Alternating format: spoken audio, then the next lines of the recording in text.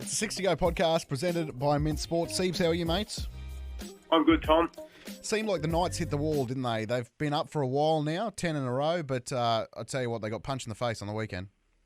They did, mate. They hit the wall, but I think we've got to give some credit to the Warriors. They absolutely exploded that first 20 minutes. For mine, they seem like a team that have just done what they had to do for the last 6 to 8 weeks, and they've been waiting for this, and they certainly exploded. I gave the Knights a real chance. I tipped them. I thought that they were going to win. But in hindsight, the signs were the writing was on the wall last week, wasn't it, with that Raiders game? Defensively, they've probably slipped off a little bit. And if this was mid-season, you'd be saying, oh, this was a good win for the Knights. They needed this, a bit of a wake-up call. But unfortunately for them, that's it. Yeah, that's it, mate. I mean, look, the Knights have at the start of the year, this is around where we probably thought they'd be, bottom of the 8. Then where they've come from, they've essentially overachieved, in my opinion. So I don't think they'll be too disappointed when the dust settles and they reflect back on the year. I did say to you a couple of weeks ago, I just thought that whoever had to go and play the Warriors in New Zealand for that home semi, they were really, facing an uphill battle because that crowd just would have been insane. At times on Saturday, you couldn't hear the commentators. So it was a ridiculous atmosphere. The Warriors, like you said, were really good. Sean Johnson back. I'll tell you what, though, I don't think Sean Johnson necessarily won them this game. Their forwards were outstanding, and does it show you how far away they are from Penrith, or do you think that they just clearly stepped up this week? Because last week they just got bullied. Two things. I honestly think some of the victories Penrith have had during the year have made teams, go away and second-guess themselves and reflect about where they're at as a footy side and probably be a bit down in the dumps. But in reality, Penrith are that much better than the majority of the other teams in the comp.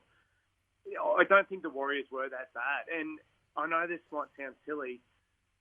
I think they turned up defeated in that game against Penrith. Well, I don't think they honestly believed that they were a chance. So they just went through the motions, did what they had to do, and were waiting for this.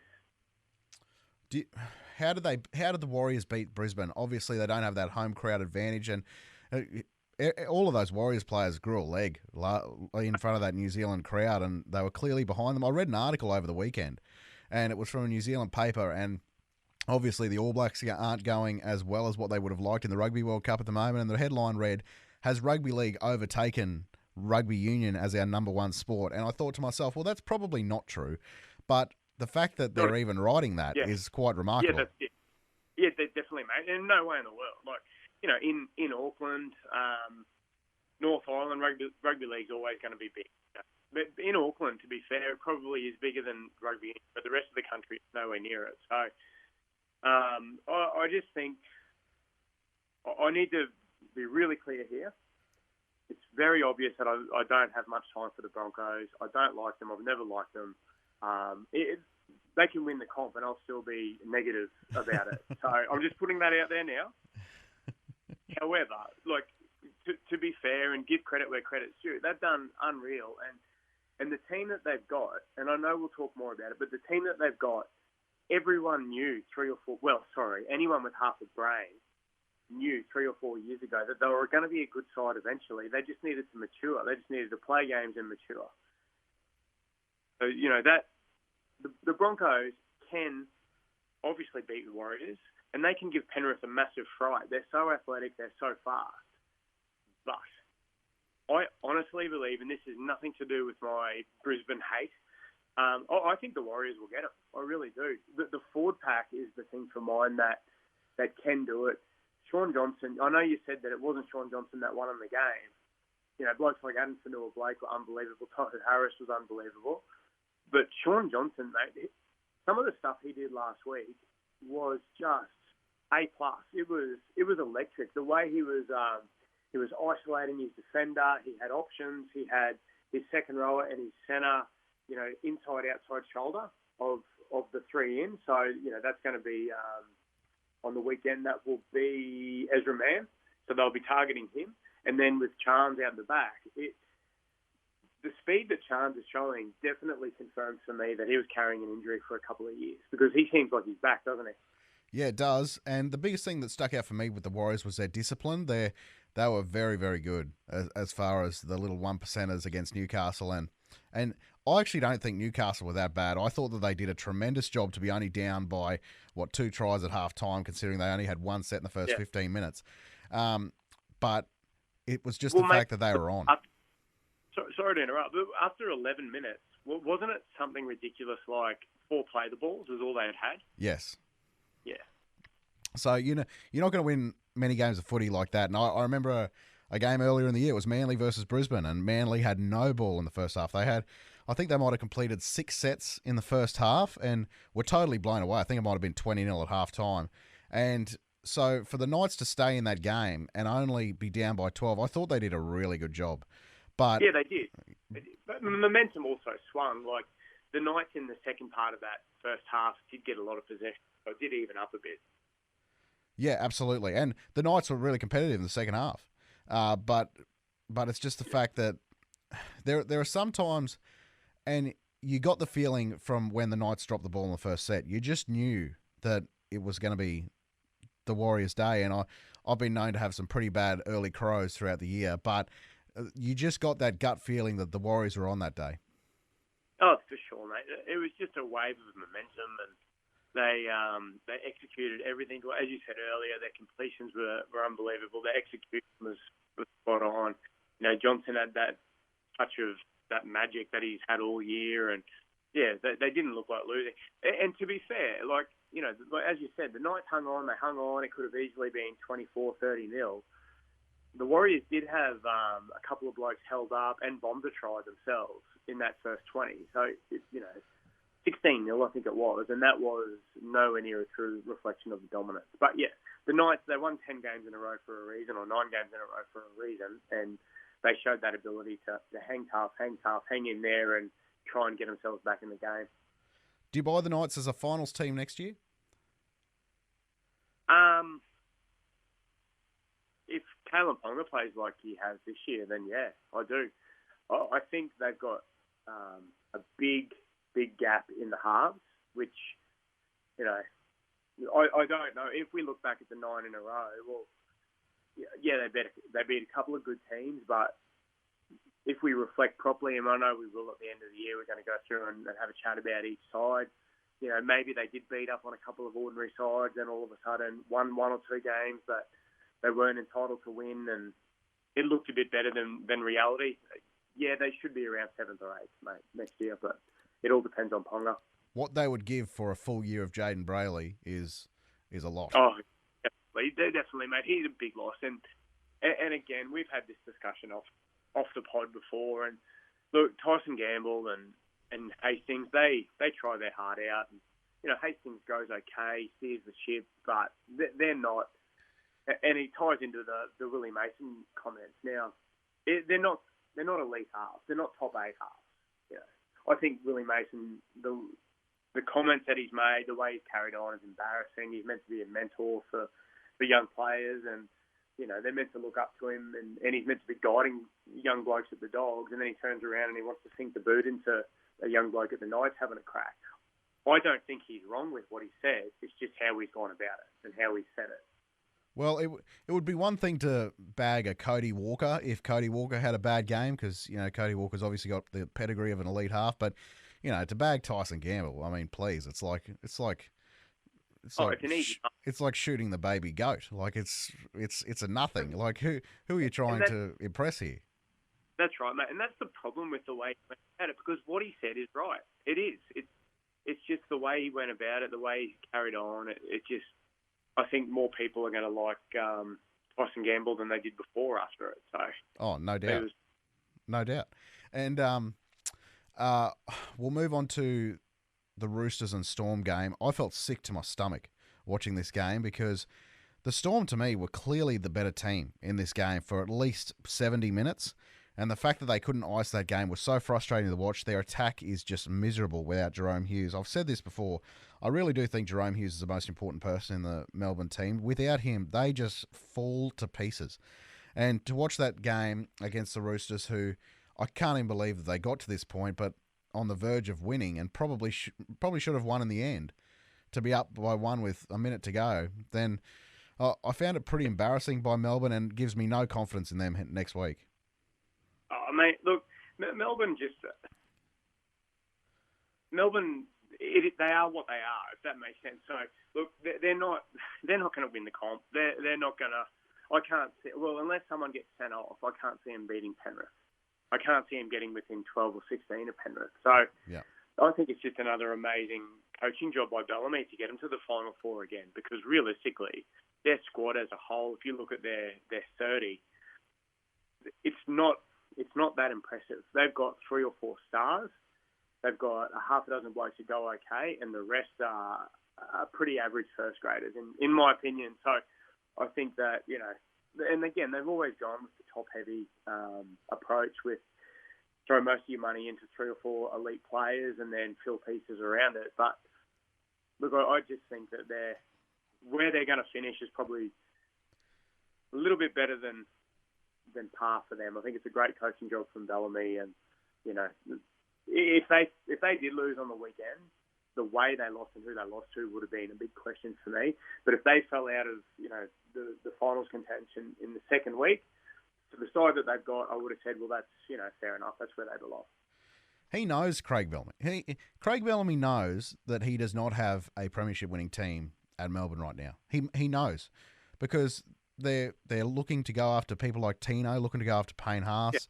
Yeah. They know that they're definitely one quality middle short, and an impact middle too. Like I messaged you the other day about Alex Twal possibly going to Melbourne, and that's not a conspiracy theory. That's just something I've made up. I was just floating the idea, and you pushed back and said, no, it's an impact forward that they may need. And I was like, 100%. That is so correct.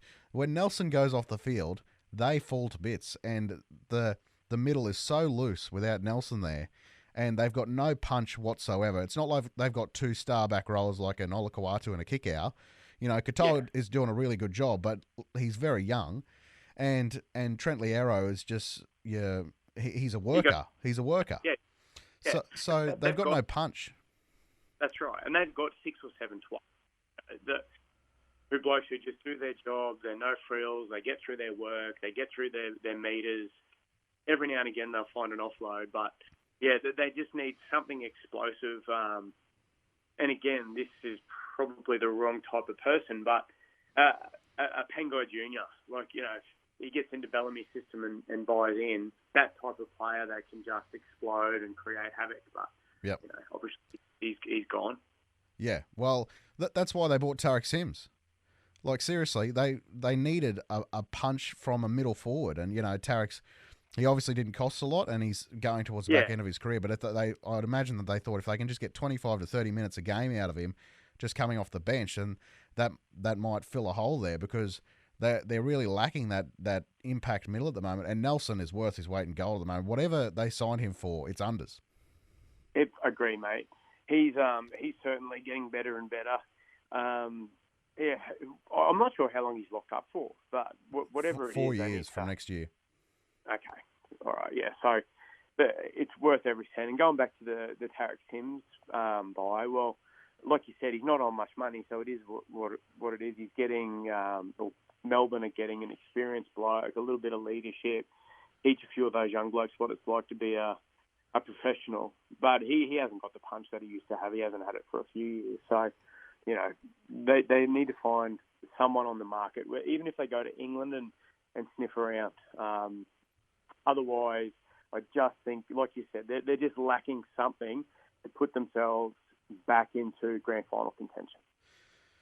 There's not many of those forwards around, is there? And, Parramatta basically went to the grand final off the back of 2 of them last year, and there's not a lot of those impact middles around. Like, there's probably 7 in the comp that, and people like Taumalolo in his day was the best forward I've ever seen. Now, definitely not the player. So you only get about a 5-year window with these guys. Yeah, definitely, mate. And like you said, well, the final four sides that are floating around. Well, Brisbane's got Payne Haas. You know, you could argue Carrigan is similar as well. Adam Fanua-Blake at the Warriors. Well, Penrith's got about 4 of them. And the Storm, well, realistically, they've only got Nelson. I mean, Tui, he looked like he was heading that way for a couple of years, like he was right on the edge of exploding to an elite forward, but he just hasn't quite got there, has he? No. And like He's a good player. Christian Welch is not the type of player I'm talking about here, because I definitely think every team could use a Christian Welch. But I agree. But, you know, like if you look at the Broncos, they've got Pat Carrigan there. Well, he's not a Flegler and Haas type player. Yeah, that's right. Sorry, I forgot Flegler at the Broncos as well. Look, and to be fair to Christian Welch, who's had a great career, well, just Pat Carrigan's just a better version of him, isn't he? Yep, 100%. Better, younger, faster. Yeah. And so, all that being said, mate, your team is the Melbourne Storm. Yeah. We don't hide the fact of who we support. You're in a prelim. Anything can happen. You know, Cleary does a hammy, or someone, you know, Fisher Harris gets sent off for cleaning someone up. Anything can happen. You know, you're 80 minutes away from a grand final. Of course, but Cameron Munster explodes, and he can do it. We can do it. Of course, but I think that so many things have to go right for Melbourne. So many. And we saw earlier in the year, down at Melbourne, no Cleary.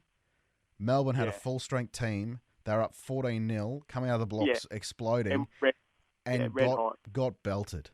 Like, it actually defies belief. Like, who comes back against the Storm team that night and even is competitive? Like, they were just so on. I remember talking to you at the time going, geez, this is impressive stuff. And then Penrith just shifted into gears, and they were leading at halftime, let alone the 14 points. Like, forget that. They were leading at halftime and then went on to just cruise away in the second half. So, look, obviously things can happen any given Sunday, but I just think so much has to go right for Melbourne. They need to try a couple, like they need a couple of steals in opposition territory. They need so much to happen, because Penrith are going to suffocate them. And we spoke to Andrew last week from the Rugby League eye test. Penrith will suffocate Melbourne. There's no doubt about that. Melbourne do not have the forward pack to get out of their own 40 on a consistent basis. So it's going to take something special. Look, I'll be very surprised if Penrith aren't in a 4th grand final in a row, because it's just remarkable. That alone is impressive, isn't it? Like, you know, to put themselves in this position year after year. There's only been a few sides over the last 30 years that have done it. And, you know, well, we spoke about Melbourne and the dynasty they had. Before that, the Roosters were in 4 in a row. Brisbane played 2 or 3 in a row. Go back to the Raiders, played 3 in a row. Para played 4 in a row in the 80s. So there's these dynasty teams that pop up every decade. But if you go back and have a look at the record, Parramatta's the only one that won 3 in a row. So unless Penrith wins this year and goes 3 in a row and 3 from the last 4, no one will really remember it, because you speak about that Roosters dynasty of the early 2000s. They played 4 grand finals in a row, and I reckon a lot of people forget that, and because they only won one of them. Yeah. Yep, you're right. Sorry, it wasn't 4 in a row. I tell a lie. It was 4 out of 5. 4 out of 5. Yep. 4 out of 5. But still, that's, you know, to get to 4 out of 5 is amazing. But they only won 1. Yep. Yeah, they're tough to win, and seriously. Sorry, mate. Before we move on, would you agree, out of the 4 sides remaining, Penrith could be ordinary and still win, and still beat the other 3 teams? Absolutely. Whereas I personally believe all 3 of those sides could beat Penrith, but they would have to be perfect, and Penrith have got to be off. Yep. Yeah, I agree. I think it will take a massive shock for Penrith to lose the grand final this year. I just think, I thought this before last week's chat with Andrew, but that chat was just so good, and he is a genius. But that talking to him just confirmed everything that you think about Penrith. The way that the way they suffocate you, and their matchup against the Broncos, I'm fascinated in, because on the stats that Andrew puts out, it actually favours Penrith so much. So Broncos are the third worst team of starting their sets. Penrith are the best line speed team. So that nullifies the Broncos' strength. So the Broncos' strength of their forward pack, getting them out of their own end, Penrith, that is their strength. So it almost nullifies that. And they're going to be playing the game sort of between the Broncos' 10-metre line and Penrith's 40. So the whole game might be played there. So I just think it's... Oh, look, they both need to get there first. Yep. Rugby league is littered with grand finals where the two best sides don't make it. They get bounced in the prelim. I'm sure last week you said it. History says that, or I can't remember, I saw the stat. History says that every year, only one of the top two sides, or one of the two teams that go straight to the prelim final, make the GF. They go at 53%. So, statistically, one of these sides will not make it. Yep. Yep.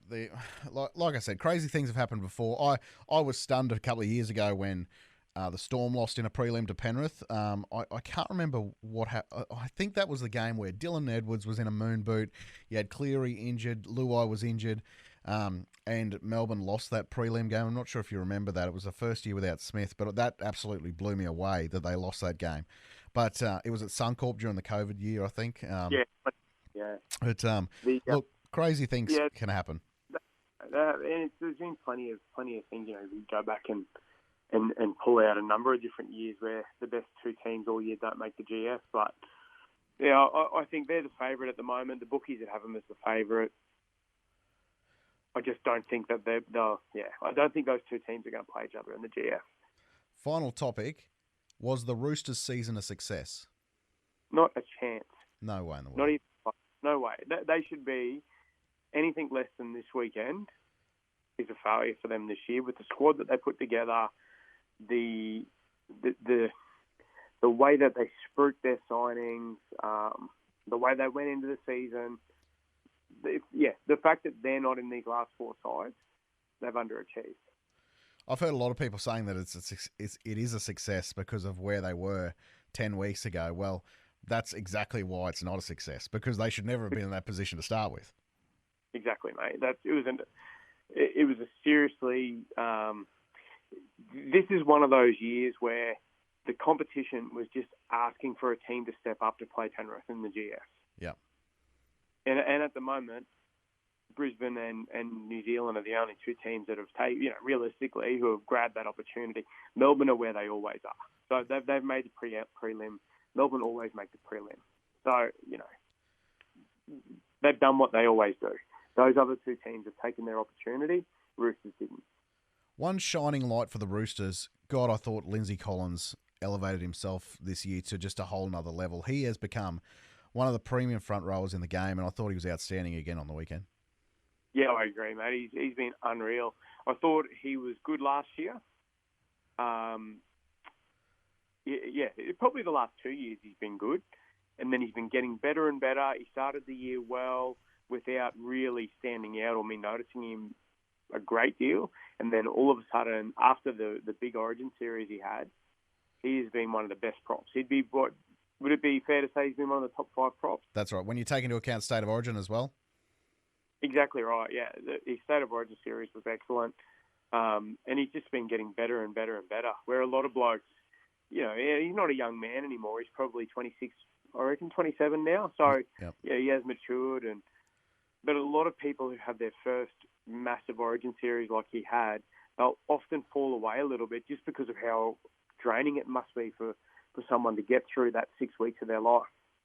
Yeah, absolutely. And he was one of their best on the weekend, Lindsay Collins, and I hope he has another big year next year. Steve, that'll just about do it from us this week. I'll catch you next week, eh? Tom, just before we go, yep. Grand final, what is it? Who have you got? Oh, I'm pretty confident it'll be Brisbane Penrith, and I'm just really confident Penrith win the grand final. I think that the most confident I've ever been for a grand final, like through the year, was 2017 with the Melbourne Storm team.